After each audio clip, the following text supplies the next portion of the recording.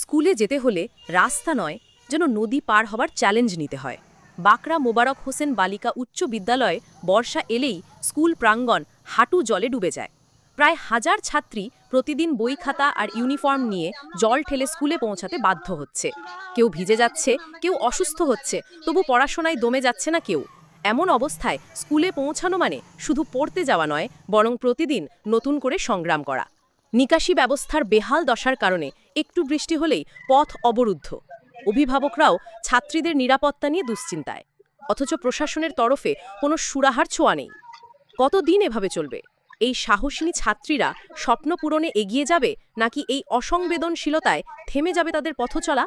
আপনি দেখছেন H+ city news.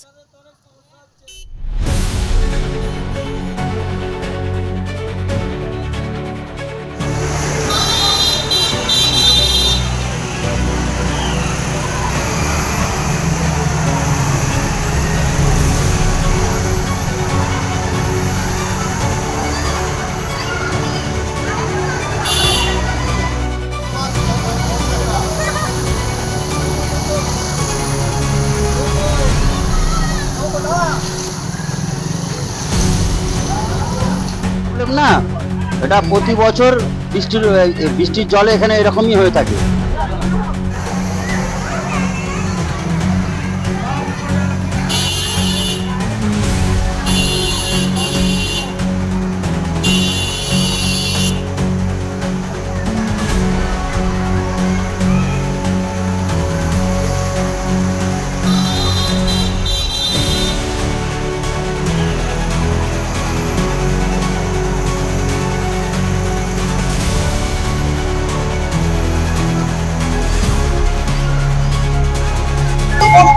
বাচ্চাদের খুবই অসুবিধা হচ্ছে। আমরা অনেকবার বলার পরও কিন্তু এর কোনো সুরাহা হচ্ছে না। এই যে দেখুন, আমরা কিরকম জলের মধ্যে দাঁড়িয়ে আছি, মেয়েরা এইভাবে স্কুলে ঢুকছে।